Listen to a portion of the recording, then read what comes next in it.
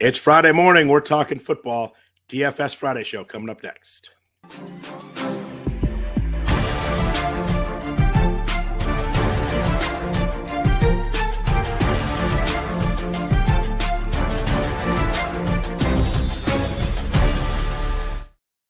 Happy Friday morning, everybody. Welcome to the RotoWire Fantasy Football Podcast. I am Scott Jenstad, joined as always by Ryan Belongia. Apologies for the voice. I'm a little under the weather, feeling better, but my voice is still a little bit gone. So hang with me on that one. But Ryan, good to see you back. How's everything? Yeah, everything's good. I'll try to do most of the talking to save your voice. There you go. I appreciate it. How did week 2 go for you here? Let me try. Feels like forever ago, right? It does feel like a long time ago. Yeah, a lot of points in week 2. What happened? Yeah, I did okay in tournaments, but I lost in cash games. I forget how, so I ended up breaking even on the week. Don't even need to rehash it. I forget what happened. I really do. Yeah, I was close. Oh, Calvin Ridley. Sorry. Calvin Ridley busted. Yeah. I think it was Lions Seahawks was the big game. Oh yeah, how'd you do? I did all right. I did kind of about break even, but I had a lot of Lions Seahawks, but I picked the wrong. I went Jackson Smith and Jigba instead of Tyler Lockett, which was not good, and no Kenneth Walker, so that made it a little bit tough there. But no Puka Nacua, which was the big problem. Oh right, yeah, Puka and Debo. I had Puka and Debo. Oh, that's nice. Which helped. Yeah, pretty much everywhere, but yeah, I don't know. I don't know. It's it all blends together. We're moving on to week 3. It really does. Week 3, we got a big slate. We got 12 games, 9 early, 3 late. Off the slate this week, the Giants and Niners played last night. Okay win by the Niners. I thought they looked decent, pretty good in the second half. But Thursday games are weird. Getting a win is a good win. Steelers Raiders is Sunday night. We won't talk about that. Eagles Tampa Bay and Rams Bengals. 2 Monday night games again. So we've got the double Monday night back to back again. Ryan, this is one of those weeks. We've got one game that's the highest total on the slate by far. Chargers Vikings. Stack this game or what? Yeah, this one's really an outlier. Feels like more so than other weeks we've had. Just on the surface, when a game's going to be that popular, my first instinct is to try to fade it. Just look for any other spot. And looking around here, there's not much. We'll talk about it. It's a full touchdown higher than any other total on the slate. It's a full touchdown higher than any other total on the slate. Yeah. So I'm strongly considering just stacking it up. And if I do that, I think there are other ways you can get different. Like we'll talk about some of the, I would fade some of the chalk running backs. I would fade the chalk cheap receiver, like Tank Dell, for instance. I would fade the chalk tight end, like Zach Ertz, I think is going to be pretty popular. And we'll talk about some of the cheap running backs. But yeah, I'm definitely considering stacking up Herbert or Cousins with Jefferson, definitely Mike Williams, Keenan's in there, any of the other pass catchers from Minnesota. But yeah, I would fade the chalk at all the other positions, and I think that's okay. But I'm also considering a couple of the other games. I have a couple in mind, wondering if you do, or what you think about the Vikings-Chargers game too. Yeah, it sets up really nicely. Neither teams can play defense. They both can play offense. They both really need a win, too, which is going to be a really fascinating game. It's going to be really fun. My thought was kind of the same as yours. If I do play it, then I don't play Tank Dell. I don't play some of the obvious cheap guys that we'll talk about later on. But what about the other games? I think everybody loves Chargers-Vikings. Picking which quarterback you pick in that game is going to be important. But right below it, you've got Broncos Dolphins at 48, Bears Chiefs at 48, Falcons Lions at 46. Any of those 3 games that really jumps out to you, like, if I go off Chargers Vikings, maybe I want to slide to one of those 3 games. I think if Waddle ends up being out, I think Miami's interesting because they're pretty easy then. Like, you can just play Tyreek with, and maybe even add Durham Smythe or one of the cheap receivers that's going to fill in for Waddle. So I have some interest there. The other games you mentioned, you can make arguments for. I was actually looking at Texans Jaguars. The Texans have been playing surprisingly fast and throwing a lot. CJ Stroud leads the NFL in dropbacks. Yeah. We've seen it result in massive week from Nico Collins and Tank Dell, and even Robert Woods has had 6 catches in both games. I mean, they're throwing a ton, and they're likely to be behind in this game against the Jaguars. And on the Jacksonville side, we don't know about Zay Jones, but him being out would make that team pretty easy to stack up. Maybe you just pick 2 of Ridley, Kirk, and maybe even Evan Ingram. People won't want to play Evan Ingram. So I don't mind that game. I like that one a lot too. I think that there's no way the Jags should have scored 9 points last week. They had 4 touchdowns out like an inch out of the back of the end zone. It was crazy that they only ended up with 9 points in that game. And I think that might help us. People might be off the Jags offense a little bit. And I think that's a game that could sneaky be back and forth. If Houston just keeps dropping back and throwing that much, we could get a lot of points in that game. The interesting thing with Miami you mentioned is if everybody plays Chargers-Vikings, that's a ton of Justin Jefferson. And I wonder if Tyreek Hill at the same price, essentially 9,300, 9,000, gets under-owned because of that reason. Like you could play both technically, but not many people are going to play both Tyreek and Jefferson. And if Jefferson's really popular, I wonder if that makes Tyreek really sneaky as maybe less popular than he should be. Yeah, I think that's a fantastic point. I wrote basically the same thing in my article. I think probably going to see 3 times higher ownership on Jefferson, especially in small field single entry stuff. Like you could see Jefferson being, 35% and Tyreek 15% or, something like that. So yeah, I think it makes a ton of sense, especially if Waddle ends up being out. Yeah, the only thing is if Waddle doesn't play, I wonder if people are like, oh, I got to play Tyreek now. That's the one thing that might hurt us there a little bit. But looking at some of these other games, middling games, you got Bills at Commanders, Texans, Jags, you mentioned. That's one I was going to bring up that I kind of like as a sneaky game. Colts, Ravens, Cardinals, Cowboys, Saints, Packers, Panthers, Seattle, all in the 42 to 44 range. None really jump out to me except for Texans, Jags. Is there one that jumps out to you as like, I want to play this game a bunch? Yeah, I would have said no. But just looking at a few numbers, I have to mention the Colts-Ravens game because I was surprised to see that the Colts are currently playing faster than any other team. They lead the league in snaps. They lead the league in no-huddle rate. It didn't matter whether Anthony Richardson or Gardner Minshew was playing. And then, this Ravens offense without J.K. Dobbins now, there was talk in the summer that they're going to pass more, and you'd figure they have to pass more now. So, I mean, if that game's going to play fast, I don't think it's, the worst idea to stack Lamar and Andrews or something like that. But yeah, like I wouldn't have had interest in that game had I not seen numbers on the Colts. You kind of ruined it for me, but I really, really like Lamar this week. Well, if I'm not stacking one of the top games there, I think Lamar's where I'm going. I really like Lamar either with Flowers or with Mark Andrews. Yeah, I do too.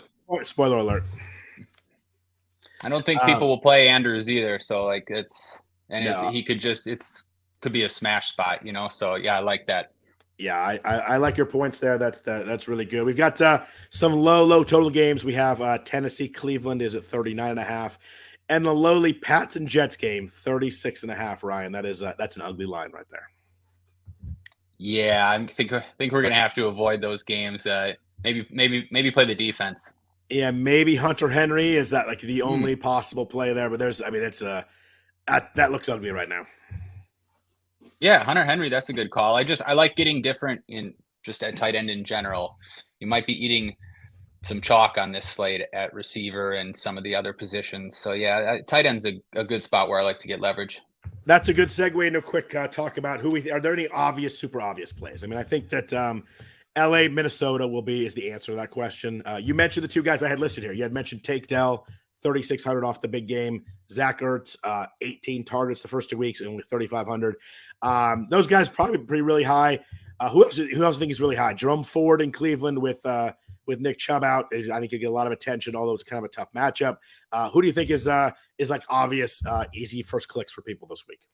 Yeah, I think the 2 guys you mentioned, and then 2 Chargers, Josh Kelly and Mike Williams.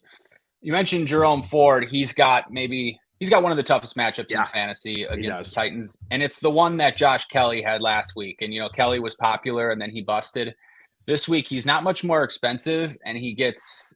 I mean, the matchup is so much better. We just saw Swift run for 175 on the Vikings. Kelly still played 80% of the snaps last week. And, just with that game environment being so good, he's going to be very popular in cash. It seems like a pretty good play. And then Mike Williams is too cheap as well, especially if Eckler's out. If Eckler's out, Williams and Keenan Allen, seem very safe, both of them for cash games. But Williams will be more popular because he's significantly cheaper. He had a good game last week, 8 catches on 13 targets. It feels good getting that Chargers exposure. So I think people will start with Kelly, Williams, and then Ertz and Tank Dell. That seems like a good 4 to start with in cash, as news stands right now. Yeah, it does. A good point on Mike Williams. I think that normally Keenan Allen would be more popular, but $1,600 difference is a big swing right there. Mm-hmm. So let's jump into the positions here. But first, a note from our sponsors at Rival Fantasy. Rival Fantasy is the all-in-one fantasy sports platform with 3 unique head-to-head games, plus season-long leagues coming for 2023 NFL season. Now is the time to get in on the action. Whether you're creating your fantasy bingo card lineup, picking a side in head-to-head fantasy challenge between 2 players, or creating a fantasy book slip and choosing 2 to 5 players to go over or under the projections, there's something for everyone. New users will get a $200 deposit match plus a $25 first play voucher on sign-up. Play with house money, play your fantasy bingo lineups, mock draft, and get ready for some NFL action. Sign up now. So I guess quarterback starts with the Chargers Vikings game. We got Justin Herbert 7,500, Kirk Cousins 6,900. A big drop there in price between him and Herbert. What do you do at quarterback here, though? Do you have a side you prefer if you stack the big popular high total game? Okay, yeah. So for cash games, I think Cousins is the answer, just because he's cheaper and projects better. It's always weird when Kirk Cousins is going to be the highest owned quarterback on the slate. You want to fade that in tournaments, and he's been awesome so far, though. He's been awesome. That is not the reason that the Vikings are 0-2. No. He tore up that Eagles defense. 360 yards, 4 touchdowns. He threw for 340 the week before. I mean, It feels good too, because the Vikings don't really have a running game. So you just know that they're going to have to be passing. They play in that dome. It feels really safe for cash games, but I think he's going to be very popular in tournaments. Yep. So I think it's fine to stack him, like I said, if you want to, but I might be more likely to roster Herbert in tournaments. I think you might see him at, he'll still be popular, but you might see him at half the ownership. I don't know. And then I'll mention another guy for cash games. It's a weird week for cash games in that, people aren't really looking at the expensive guys. Mahomes is expensive, and it's a matchup where they should just crush the Bears, but the Bears probably aren't going to push them too much, and people aren't going to want to pay $8,300 with some of the salaries you have to pay elsewhere. Same with Allen. It's sort of a tough matchup for Allen at Washington. I wouldn't say tough, but maybe just not the upside you're looking for. Right. Then Geno Smith was the guy I was going to mention. If people aren't going to play Cousins, I think they might go down to Geno Smith.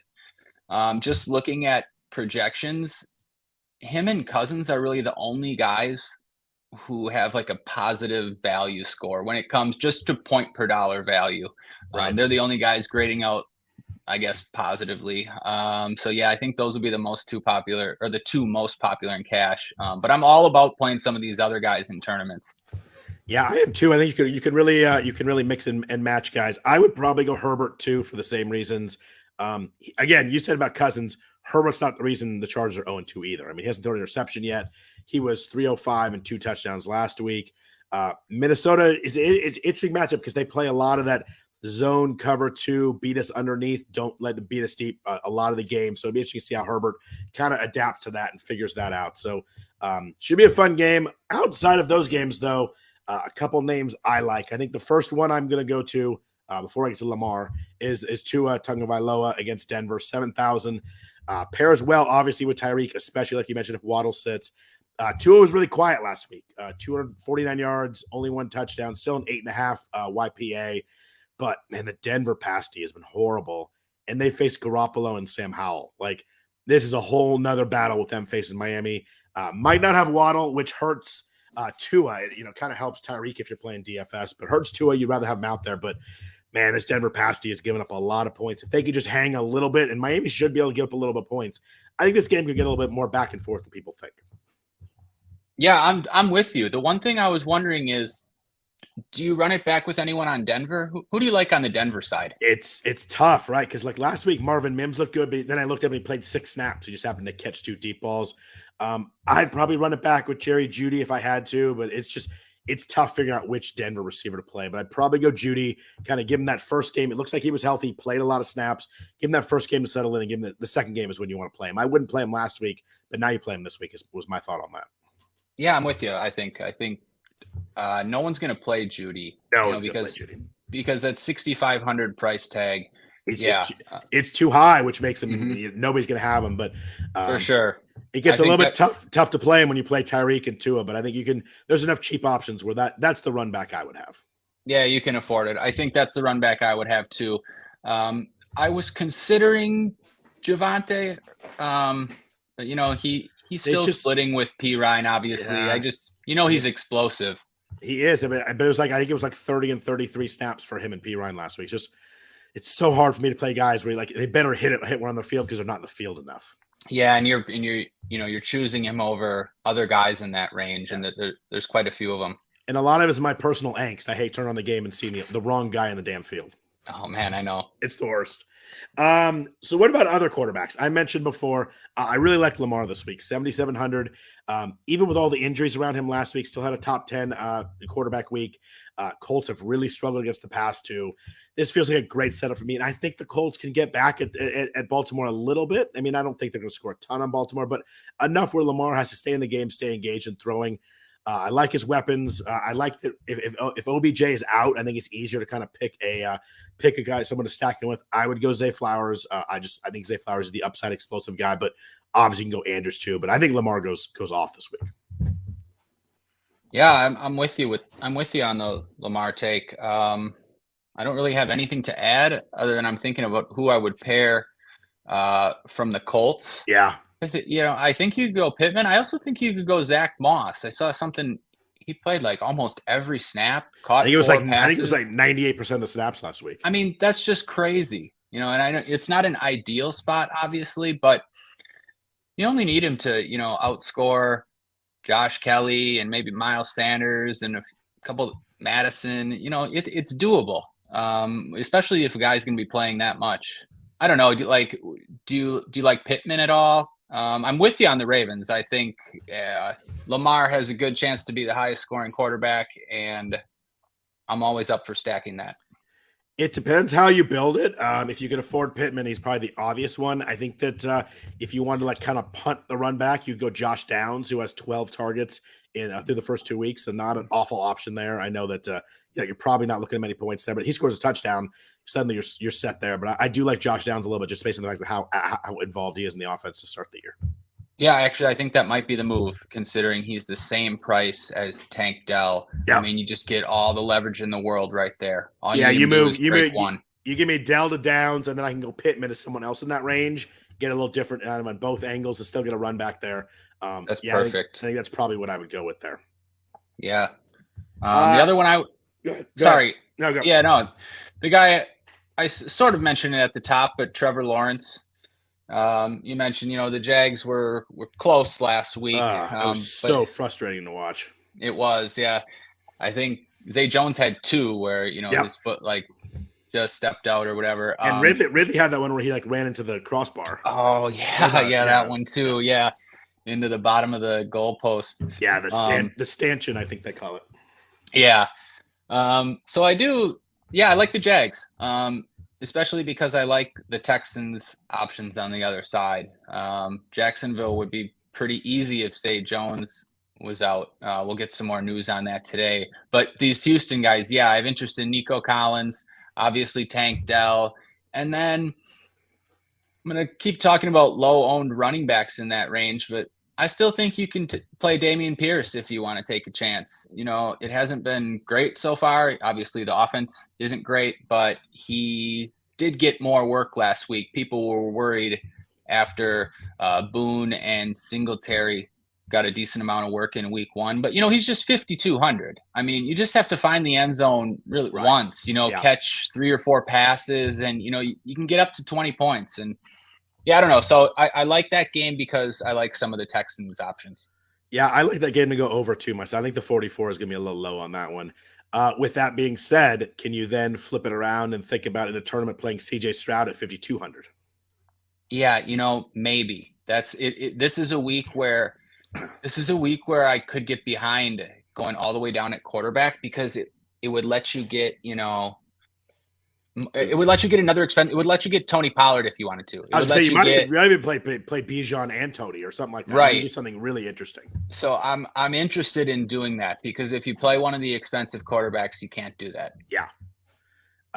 It's interesting because if they get down again, it is very clear that they're fine chucking it all over the field when they get down. I mean, my old defensive coordinator there is coaching and doing really well, but he had 384 yards and 47 passes last week. Like, they're clearly, if they get behind, they're going to chuck it. And I love that.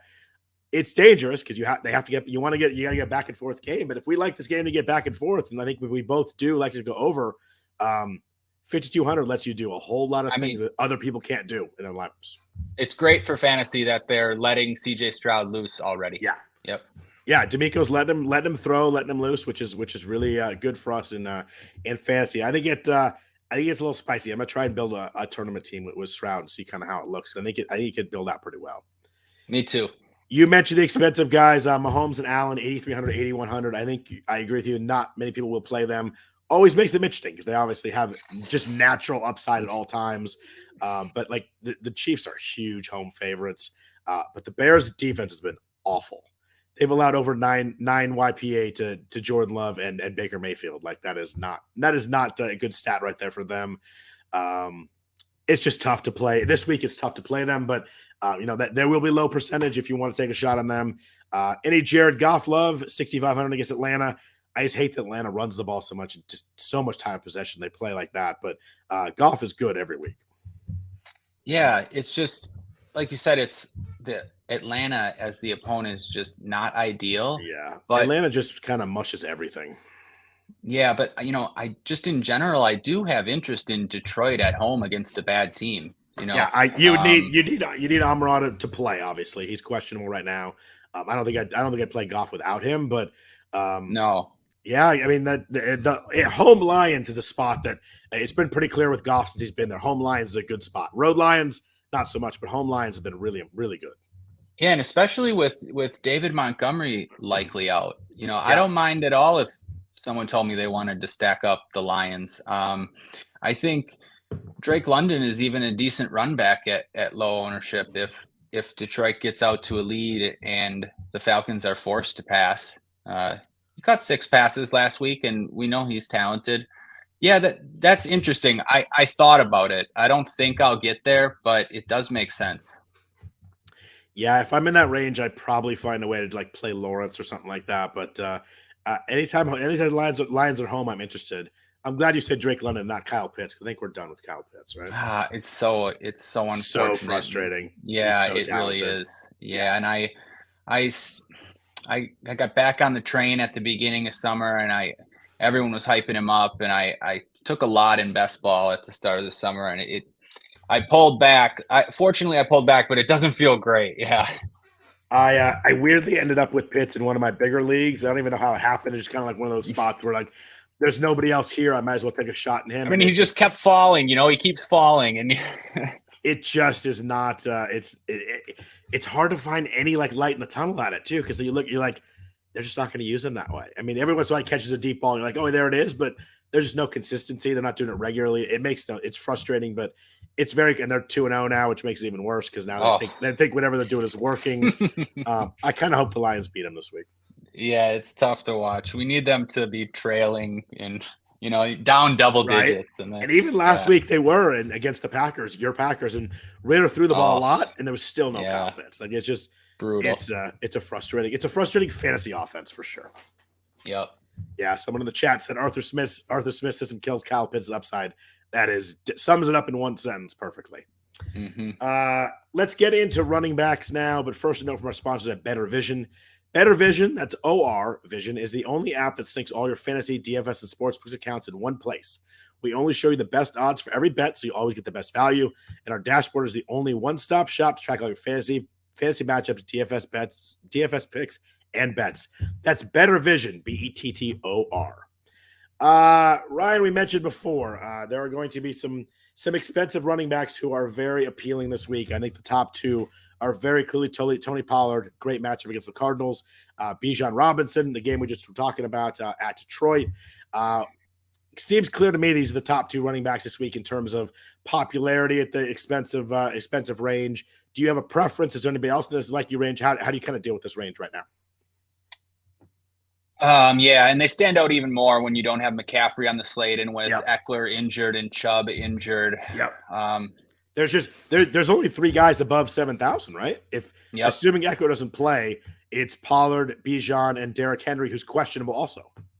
Yep. So it's similar to the Jefferson Tyreek situation in that Pollard will be considerably more popular, probably 3 times more popular.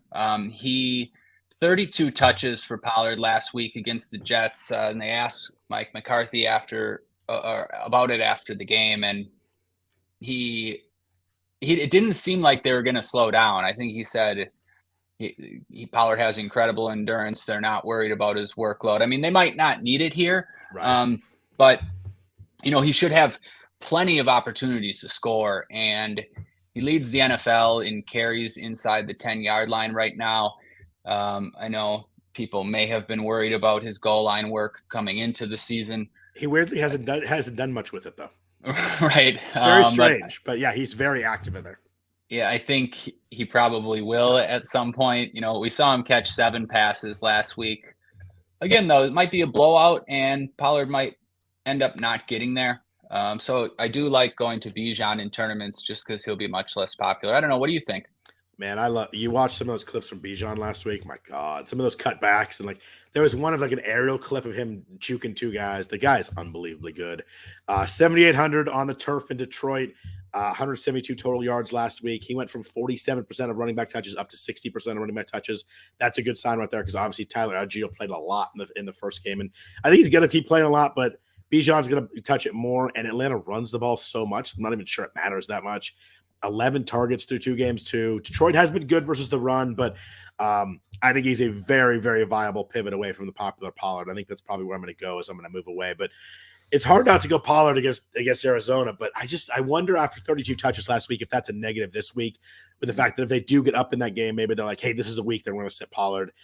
They've got finally some tough games coming up. Maybe I think they have one more easy game than Niners. They play the Niners on Sunday night in 2 weeks, which is going to be a crazy hyped game. If both those teams are 4-0, and they probably both should be.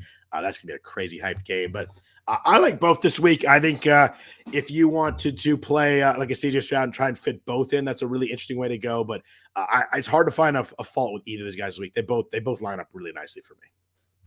Yeah, I agree. What do you think about Derrick Henry right below? I mean, he's going to be no one's going to play Derrick Henry. He's going to be you have Etienne right below, who's going to be relatively popular, and obviously the 2 that we just talked about. I didn't initially have interest in Henry, but Cleveland looked pretty bad last week. And it just in terms of they had a tough time moving the ball and holding on to the ball, and they don't have Chubb anymore, and I don't know. Just from a leverage point of view, I had some interest in Henry. I don't know.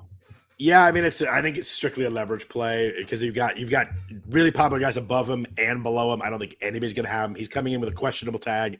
Obviously, you make sure he played before you thought about it. But yeah, I mean, it's interesting. He's going to be when you get Henry at 4%. I mean, it's always an interesting play. But I don't know. I like the guys above him, below him pretty significantly more. I think.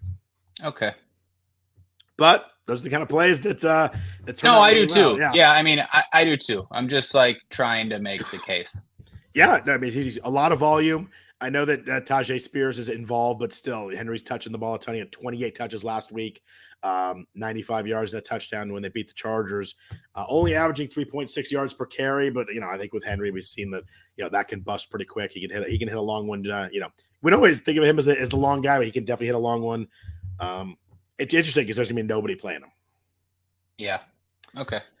In the 6,000s, we do have Travis Etienne. We mentioned that matchup, Jaguars against Houston, 6,900. Ramondre Stevenson, 6,700. Jahmyr Gibbs, 66. James Cook, 65. Kenneth Walker, 62. And Raheem Mostert, 6,000. I think a lot of people are going to live in this range. I just mentioned, I think 5 very playable names. I didn't even mention all of them. But who do you like in this range? There's a lot of options here. Yeah, it's tough. So I think I'm just gonna fade Etienne because he's gonna be popular. I think he's a good play. I think he's a good play, but just based on that, especially if I'm gonna eat some chalk at wide receiver. Initially, I would have some interest in Gibbs because he seems a little bit overpriced, but if Montgomery's out, he's shown that he's the type of guy with upside. I mean, he looks really good. They just haven't really used him yet. So I think he's interesting if Montgomery's out. I played James Cook in all my high stakes stuff last week, and nobody played him, and it was just so tilting when Murray and Harris, they both scored because I mean, Cook was tearing it up. 17 carries, 123 yards. He had 4 catches for the second straight game. So, I mean, I think Cook's interesting just because no one's going to play him, and he's looked really good. Kenneth Walker, great spot at home against Carolina. Yep. Mostert, pretty good spot. Mostert's projecting well. People will be considering Mostert in cash games, I think, if they're living in that cheap range. I don't know. Like, a lot of good options here. I guess I haven't decided, but I have some I have interest in playing the lower owned guys, I guess I should say. What about you? Like, does one stand out just from a performance point of view? It's tough. It's a really, really good range. There are a lot of viable options here. I was with you. I played James Cook last week too, and it was a little frustrating, but he still ended up with 159 yards. Like, it didn't kill you, but man, it could have been such a huge game. I don't know why they're using Latavius. It's just insane. But Washington's been pretty good against the run so far, but a good game script. He has 10 targets through 3 weeks too, so I do like Cook a lot. The kind of upsidey but downside guy is Jahmyr Gibbs. Like, he moved up last week. He went from 27% of snaps to 48.5% snaps. That's a big step up with David Montgomery out. I know that Craig Reynolds is still in there, probably need a goal line, but I think the best sign on Gibbs, he had 9 targets last week. Like, that is a big number right there.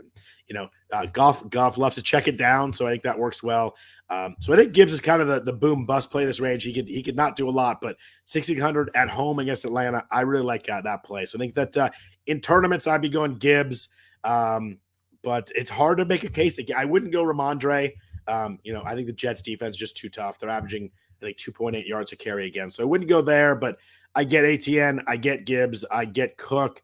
I mean, Walker, good spot too. And, clearly the goal line guy. He wasn't very efficient last week, but 2 touchdowns. They handed to him inside the 5, which is really good. Good game script there too. You mentioned Geno earlier. They're favored against Carolina. Bryce Young's not playing. They're facing Andy Dalton. And then my boy Raheem Mostert, who I loved in San Francisco, just never could stay healthy. 18 for 121 and 2 touchdowns last week. One of those guys that if he's through the hole, he's gone. He's that fast. Brian Robinson smoked Denver last week too. Like, they put up no resistance there. Nice game script too, 7-point home favorite. So I kind of listed out a bunch of guys. I like them all. I think my favorite one is probably Cook, but it's an option where it's a range where there's so many good options. Whoever picks the right one in this range is going to win this week. Yeah, I agree. I like them all. I guess you just sort of just go with your gut. Yeah, you do. It's not a bad I guess what I'm saying is, do you think they're all good? They're all good options. But you think ATN will be that much higher than all the rest of them? Let me see. Not higher that, percentage roster, I should say. Not that much, but I think him and Mostert will be the highest in that range. Okay. I think ATN sticks out as like the most talented guy in that range, which probably makes sense. Then Mostert's the cheapest, so that's kind of the way people go. But people love that matchup. I'll transition to a little bit lower. I mentioned Mostert maybe in cash games. As news stands, I would like to get up to Mostert because the other guys that people are going to be considering, specifically Miles Sanders. I don't mind Miles Sanders. Seattle is normally a pretty good matchup for any team just because there's usually a lot of plays in those games, and Seattle's defense isn't that great either. And honestly, AJ Dalton might be better for Miles Sanders currently. I'm not sure than Bryce Young. So he's going to be pretty popular in cash. At least it seems like it. But my point is that I would want to find the 300 to get up to Mostert. I think Mostert makes sense this week, especially if Jalen Waddle's going to be out. They just don't have that much besides Tyreek Hill. So they're going to need Mostert. So yeah, I like getting up to Mostert if you can, just because you're going to have some other guys below him that will get a little bit of ownership. I actually like, if I'm gonna look at Sanders, I'd actually drop down 300. I play Isaiah Pacheco instead. Love that call. He's who I'm looking at in tournaments. I don't think it's the same guy I was going to mention. It's a matchup that I want to keep targeting. The Bears have the worst defensive line in football. They're terrible against the run. The Chiefs have a great offensive line. The game script should set up well. I love Pacheco. Yeah, I do too. 5,400. He had 86% of the Chiefs running back touches last week. I mean, I know it was only 13, but it's a good sign that he's kind of the guy right now. He's got a little bit of a hamstring issue so far this week, though, so I need to see that fully good to go. But the Bears giving up 100 yards to Aaron Jones, like, okay, that's fine, but also Rachaad White, that's not so great. Huge home favorites. You hope that they get up enough for a running back to run out the game, but not too far up where they sit him. But I think Pacheco at 5,400 is really interesting to me, and I think he gets lost a little bit this week with Mostert above him, and then Jerome Ford, mentioned earlier, at 4,800 below him, off the really good game after Nick Chubb got hurt on national TV. But I agree with you. I think Tennessee's run defense is just really good. 2.6 yards per carry to running back so far. Are you playing any Ford this week at 4,800? No, not in tournaments. Okay. I was going to say, I hope Pacheco keeps the questionable tag, because he's the same price as Josh Kelly, and Josh Kelly is going to be the most popular back on the slate. It's just the pivot there is too easy. Ford, I get it if people want to play Ford, because he actually, I don't think he's going to end up very popular, just because there's all that value in the 5K range and the 6K backs that you mentioned. I think if you were in that 4K range, and somebody mentioned it in chat, but I'd rather take a shot on Roschon Johnson for the same price. I mean, especially after that report came out that they expect him to be the lead back sooner rather than later. And I see, they're going to be losing. He caught 6 passes in week 1. I mean, if he's the running back that's going to be out there the most, I thought that was a good call by Ted in the chat.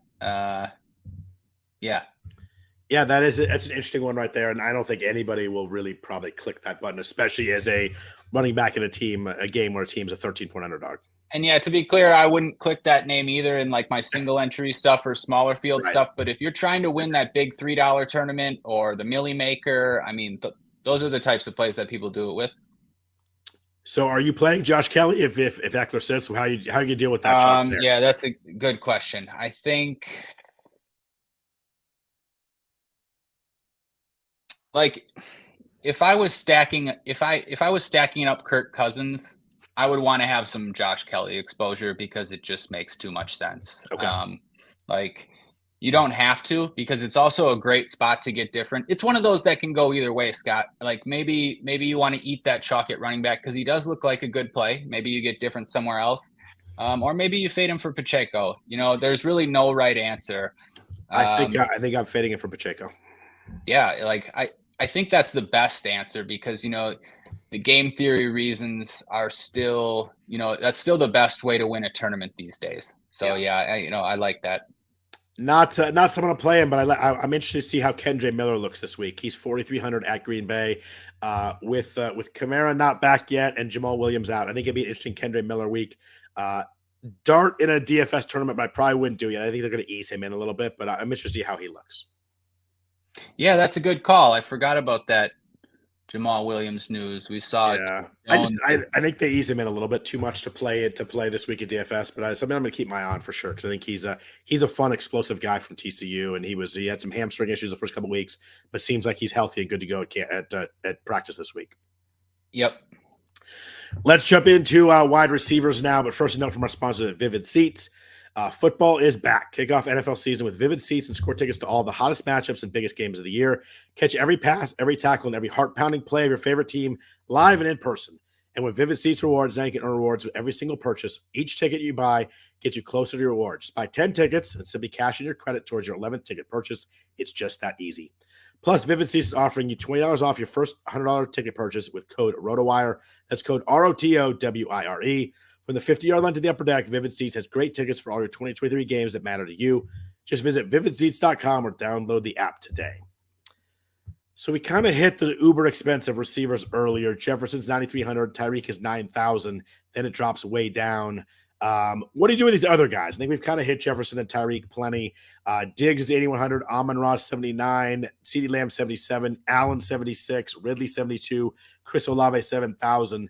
What do you do in this range? There's a lot of names, a lot of really good names, but it's hard to get to them if you play, Jefferson or Tyreek. What are you doing with these kind of expensive but not top tier guys?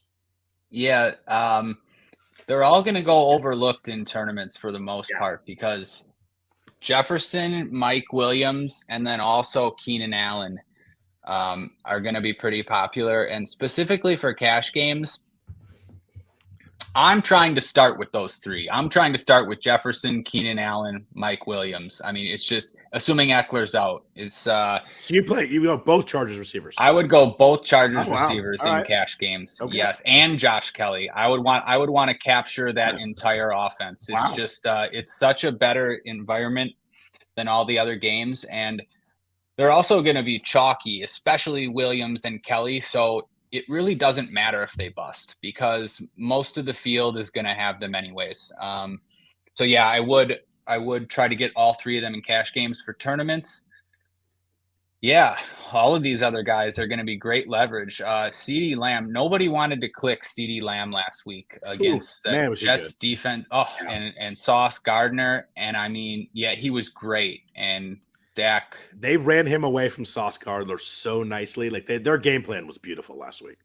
Yeah. So it's tough to target that matchup, sort of like we mentioned with Pollard. You're not sure if the ceiling's there. Yeah. And then Amon-Ra, no one's going to play him. That's the one. He's going to get completely lost. Yeah. So it makes sense from that perspective. Sort of mentioned Ridley with Jacksonville. Have some interest in Ridley, especially if Zay Jones is going to miss. I don't know. What do you think, Scott? My name in here is Ridley, 7,200.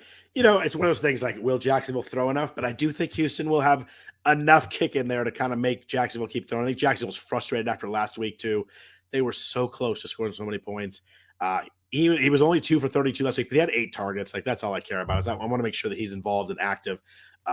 He looks good to me, really good running around. I mean, obviously the almost 2 years off looked great week 1. Week 2 was a struggle, but still a lot of targets. I really like Ridley this week at 7,200. I don't think enough people can get to him because I think everybody will just click in Allen instead. There's so many options in this range. I like Ridley as an under-owned guy this week to really do well. Absolutely. And yeah, I don't think people are going to get to him either. They don't like what happened last week when he was chalk. Yeah, I think so too. And then we obviously talked about Jefferson and Tyreek plenty. A lot depends on if Waddle plays. If Waddle doesn't play, I think we lose that. Tyreek maybe a little bit lower ownership. I think we lose that. I think, and they'll scheme Tyreek Hill away from Patrick Surtain. That doesn't really worry me that much. McDaniel will figure that out too. Those guys are studs. There's just no doubt there. But the mid range is interesting. Let's jump in there because I think that this is where a lot of it. There can be a lot of differences made. I should go 5,000 to 7,000 here somewhere. Who do you like out here? Because there are a couple names that really stick out to me here. But I'll let you go first. I'm interested to hear who you say. I gotta mention Addison just because he's in that great game environment. And he's not going to be as popular as some of those other guys. We've seen he's looked good. He's got there on efficiency. He's caught 2 relatively long touchdowns, but I don't know why that can't happen again. Outside of that, I kind of like the Cleveland guys.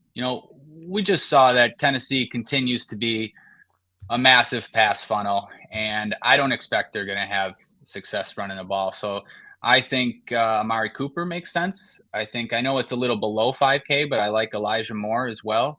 But yeah, coming back to this range, I don't know, like who someone stands out to you, I take it. Yeah, so I was going. I had Elijah Moore in the next range, but you took my favorite one. Amari Cooper, I think, is just insanely underpriced. 5,700. He had 10 targets last week after being questionable, 7 for 90. Tennessee has allowed 4 top 24 receivers through the first 2 weeks. That's 4. That's 2 a game. That is crazy. Both Olave and Keenan Allen went over 110 yards, the 2 wide receiver ones they faced. And I think Amari should be like 6,700, not 5,700. I'm never a huge Amari guy, but 5,700. And I think he would be higher because if they played on Monday night, which is the pricing was already out, he would have been bumped up. I think he's $800 to $1,000 too cheap. I just think he's the easiest click at 5,700. I don't think he'll be that popular because Mike Williams is right there at 6,000. Addison's underneath him at 5,500 in that big popular game. I think that helps hide Amari a little bit. I think he'll have rostership, but I don't think it'll be insane. But I think he is easily, to me, the best value play of the week at 5,700. Yeah, I agree with everything you said. I don't have anything else to add, except I probably will not really play anyone else in this range so I can get that exposure to the Cleveland guys. Yeah, I really like that one. I do like Zay Flowers a lot, especially if OBJ does not play. Rashad Bateman's not playing full snaps yet. It seems like they're kind of easing off him. And, man, we talked about the wide receiver ones against Tennessee. Zay Flowers playing against Indy. Wide receiver ones against Indy. Calvin Ridley, 8 for 101 and a touchdown week 1. Nico Collins, you mentioned earlier, 7 for 146 and a touchdown last week. Wide receivers have been killing the Colts too. So I do like Zay Flowers a lot at 5,400. Those are Cooper and Zay Flowers, my 2 plays in the air that I really like this week. And you're talking me into a Ravens double stack. I'm thinking about Lamar, Flowers, and Andrews. Especially if Beckham is out. I do not dislike that at all. I'm strongly considering. Yeah. You come back with Josh Downs to save money as a pivot off Dell, and then you just fill in the rest, and it gets pretty fun. You get a tight end edge on everybody, and you still have that cheap receiver where you're not playing the chalk cheap receiver either. Looks nice. Yep. What do you do with Nico Collins? 5,300 now. The price is up a little bit after the big week. Do you go back to him in this matchup? What do you do with Nico at 5,300? Yeah, price is up, which will keep the ownership in check. I think my answer is I probably won't one off him. Yeah. If I'm playing that game though, I definitely want Nico Collins. I'm not sure he's a guy to one off as just I'd probably rather go somebody that will be even less popular, but just in general, yeah, we mentioned I think all the Texans guys are good plays.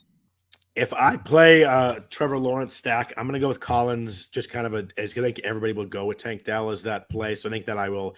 That's the way I would get to Collins. Or obviously, if you play CJ Stroud, you play Collins for sure. Yeah, that ownership difference is going to be massive between Tank Dell and Collins. Agreed. Everybody's going to just go down to 3,600 and click Tank Dell. Mm-hmm. So let's get to cheap receivers. That's 5,000 and below. I'll let you go first again. Sure.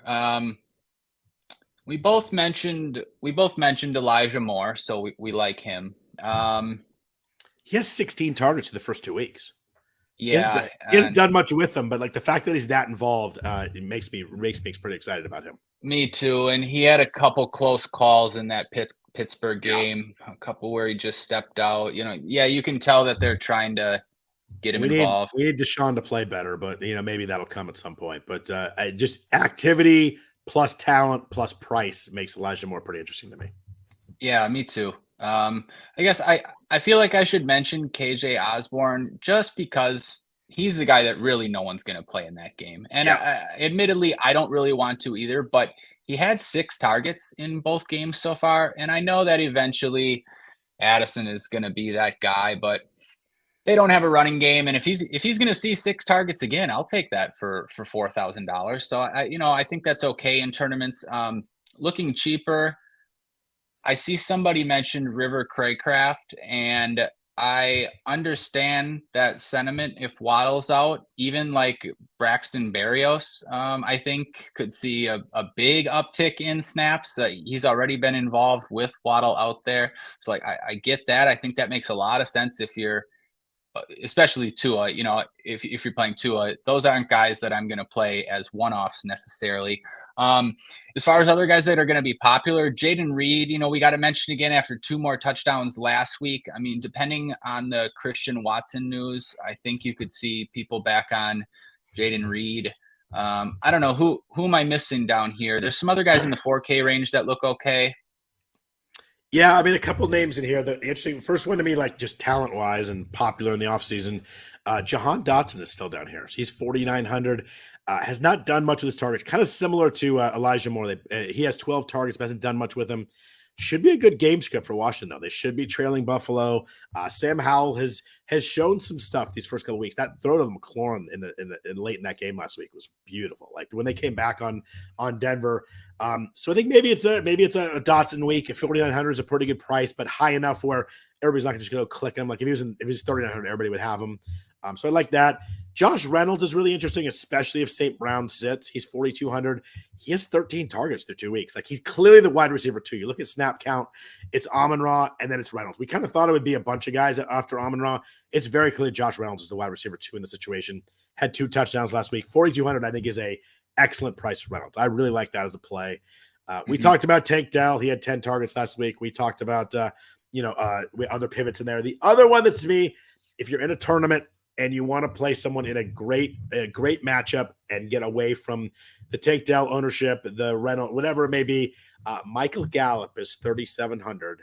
Played 63 snaps last week with no Brandon Cooks. You need Brandon Cooks not to play again. I know he only had 2 targets. I know he hasn't done anything. If you get Gallup on the field for 63 snaps again against Arizona with no Cooks, I will play that 3,700 and hope for a big play because I think that getting a piece of that offense that cheap with that usage, I think is something I want to do.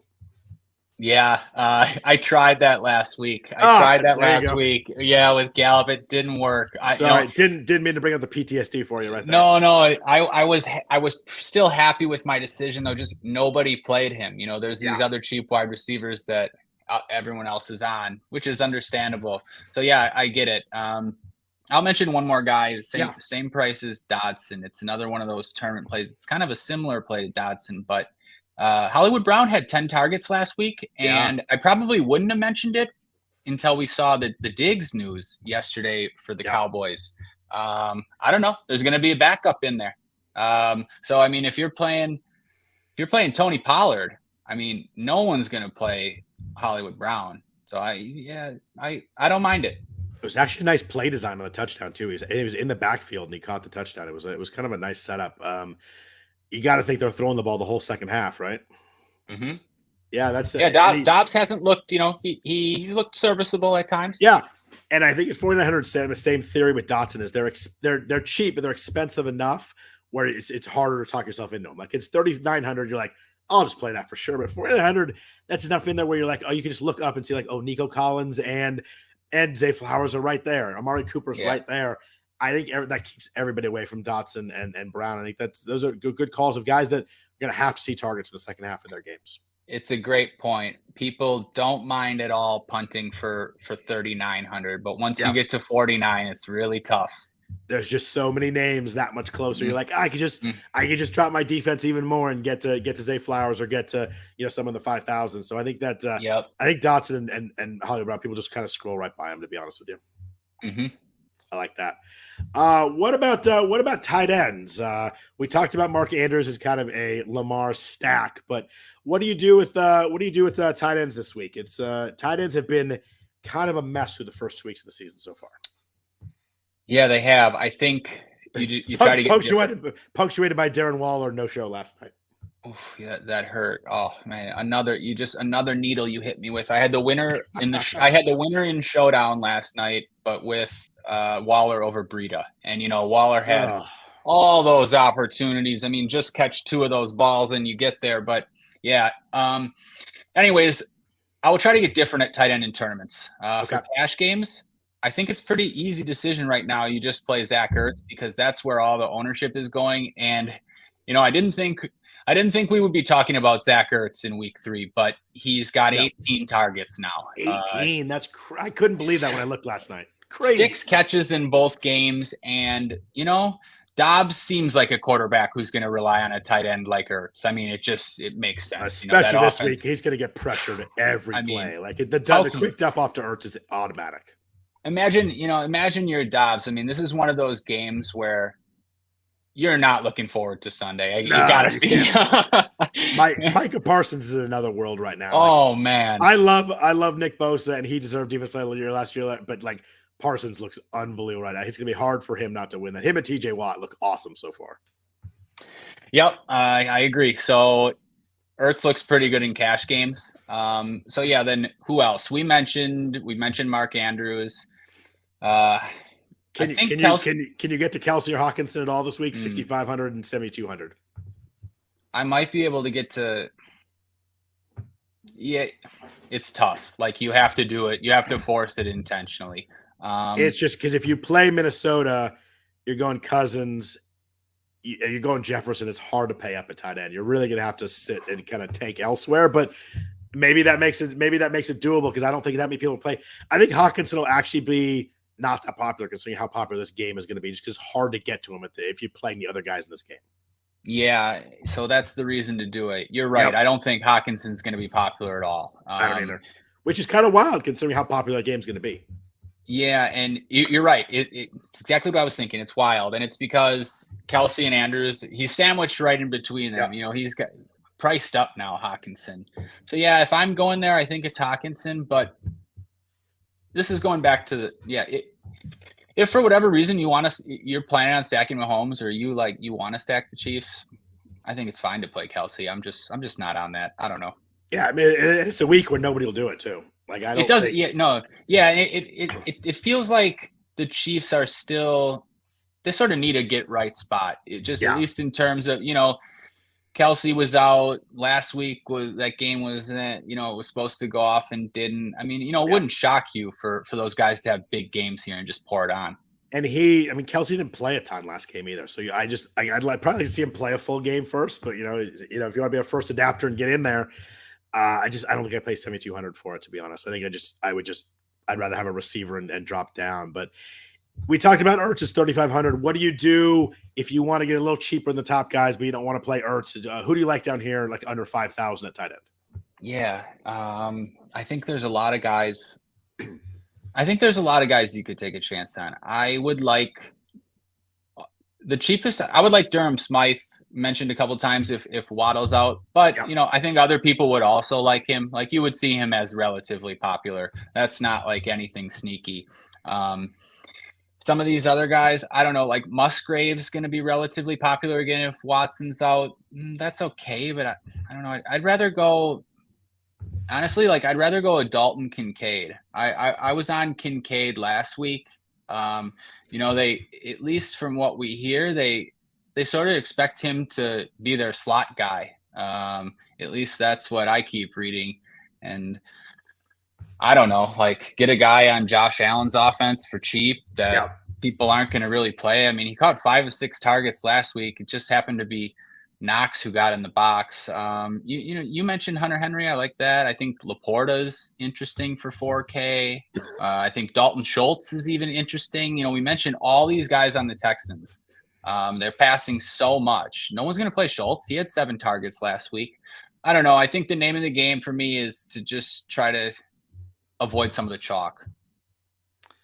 I think so too. I think that I'm going to play. I'm going to play away from Ertz. I think I'm going to play. You mentioned the guys I'll play. I'll play Kincaid. I'll play Laporta. I think when I get a tight end down here, if I get someone that chalky, I think Kincaid. You mentioned it. You said it all. You said it with Josh Allen's offense. Laporta is really interesting, especially if St. Brown's not 100%. He had 6 targets last week and looked good too. If I want to bump it up a little bit, the other guy I really like this week actually is Evan Ingram at 4,800. He has 13 targets so far this year. I think that Jacksonville is like right on that edge of really having a big game. And I think this is the week they do it. And I think when they just have a lot of weapons, it's tough. They've got the 3 receivers and they have Ingram. So it's hard to, really, it's not like one of the, the focus we like with a lot of guys. But I love the 13 targets so far. I love the quarterback. I love the game here. So if I pay up a little bit with Ingram, but if I'm going to go down, it's going to be Laporta or Kincaid for me. I'm going to play one of the rookies over Ertz. Yeah, I like that Ingram call. He's got a big ceiling too. We saw it last year. He does. I mean, Lawrence loves him too. Yeah. One last question. Would you consider Kylan Granson at all? Maybe if you don't play Andrews, you play Lamar, Flowers, Granson. I don't know. Is he still their starter? I saw, people. Oops. I don't know. He's got 10 targets and he has the best photo shoot of the year so far. Did you see that? Yeah. And I think that the other guy, who I'm drawing a blank on his name, but he's still out. So like Granson's projecting decent in that matchup. Yeah, I think that works. He's got 10 targets so far, scored the touchdown last week. I think you're playing that hoping for a touchdown is what it comes down to. But if you're gonna play that game, he's an interesting, really cheap pace of that play. Okay. Yeah, I mean, you if you can, all you need is 15 points from one of those guys. Are you thinking Mo Alley Cox? Is that who you're thinking of? Or Jelani Woods. Jelani Woods. Sorry. There you go. All right. Yeah. He was supposed to be their starter, and he's on IR or whatever, and now it's sort of been Granson over Mo Alley Cox. Yeah. I just saw him with a decent projection, so I thought I'd mention him. Yeah, no, it's workable. I think there's the key to me of the whole point is there's a lot of options to pivot away from a popular Zach Ertz. Yeah, we didn't mention. I just see in the chat we didn't mention Jake Ferguson, who everybody's been talking about Jake Ferguson. Dak likes him. Another piece of Dallas offense is always a good thing. Yep, and he's been getting end zone targets both weeks and caught a touchdown. So I get that. You got to play defense, so let's talk about them. What do you do at defense this week? There are some really good cheap options. There's obviously the Cowboys at 4,400 that should murder Arizona on defense. It's scary to even think about that defense is good right now. Hard to pay up to 4,400 though on defense. But what are you doing? What do you do at defense this week?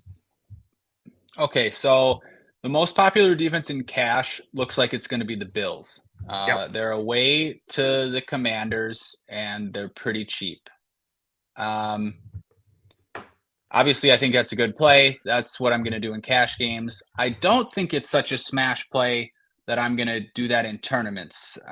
Some of the other weeks, I've been eating the chalk at defense, which increasingly I think is more and more okay. This week, I probably won't, though. I think maybe I'll get some leverage there if I'm going to play some of these chalkier Chargers or quarterbacks or whoever else.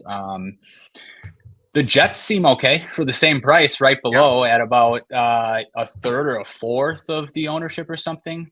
If you're looking in the cheap range, I even think I'll stay in the cheap range. I think you could go all the way down to the Commanders. 7 sacks last week, really good defensive line. Josh Allen's been getting sacked. He's been turning the ball over. So I think those are my plays in the cheap range. I don't know. Do you have anything there? What about, 3K or above? It's so funny because I looked at the Commanders and I'm like, can I really play a defense against the Bills? But they did have a lot. They did a lot of sacks. Bills and Jets jumped out to me too. I mean, you look at the Jets. I know they weren't good against the Dallas last week, but Dallas is so good right now. And they had 5 sacks and 4 turnovers against the Bills week 1. So that's their defense is just really good.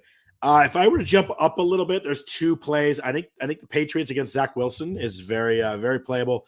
3,500, and the Patriots defense has some tough matchups so far. They played Philly and who they lost last week, but I forget who they played. But they had some tough matchups. But facing Zach Wilson, he throws the ball to the other team. So I like the Pats, and then I think Jacksonville. We talked about this game a lot. For Houston with CJ Stroud. He's throwing all the time. I think that's good for the defense facing him too. If they get behind and they got to chuck it 40 times again, they had 4 sacks and 3 turnovers against the Indy week 1. The Jacksonville defense did before facing KC. I think when your defense faces KC, you kind of throw those stats away. Like who cares about that game? But really good against Indy. Indy's probably a similar team to Houston in terms of talent and all that. So I think Jacksonville 3,800. I don't think anybody will have them because nobody's going to pay that price. If you do, you go up to Dallas or Kansas City.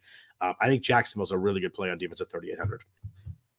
Yeah, I think Jacksonville's a great call. I mean, anytime you're going to face a rookie who's expected to throw the ball 40 sometimes at home, I mean, sign me up. Yeah, that's probably my favorite play if I can get up to it. I mean, I think I'll play some Bills and Jets too if in lineups where I can't get to 3,800. But for that extra $1,000, I think that nobody will have them because of the fact that everybody's going to play Bills or Jets. Or if you go up, you play Chiefs or Cowboys, like I said. I think they sell in really nicely to a low percentage team that's in a really good setup. Definitely. How about the Cowboys averaging 26 fantasy points through 2 games? Is that insane? Like, do you consider playing them? Like, are you? Yeah. Is it a point where you can pay 4,400 for them? Yeah, it's tougher on this slate. I did last slate. This slate, I don't know. I don't know if I can get there this slate. I don't think anyone's going to do it. So, I mean, it makes sense. Yeah, I mean, it's just it's scary for you. Mentioned it with Dobbs. Like, I don't think Arizona's looking for their coaching staff can't be looking forward to this game either. Nope.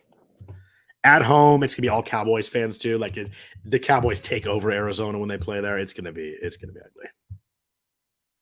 So, any other thoughts on this slate? I feel like we've kind of hit everything. Anybody else you want to talk about? Anybody else that's on your mind here?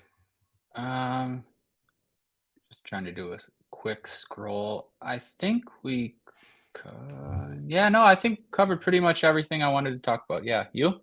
Yeah, I do. It's kind of a fun slate. When I first looked at the games, I'm like, oh, it's Minnesota, the Chargers, and kind of nothing else. I usually hate those slates where like there's one obvious game, but I think there's enough middling plays here, like kind of in these games that are 44 to 48 totals, and I think there's a lot of interesting plays there where you can play some Chargers and Vikings and play some other guys, or you can kind of shift away from Chargers Vikings.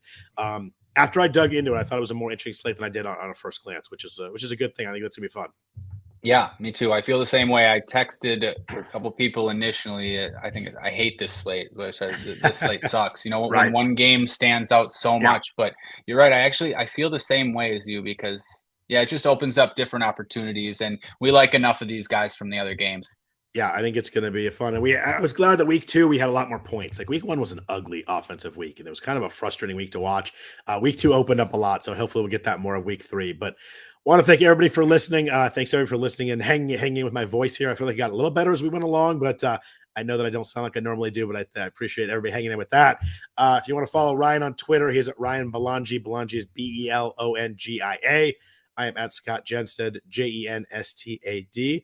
Other than that, hope everybody has a really good week 3. We're back at you for week 4 next Friday morning. Hope everybody has a good week and take care.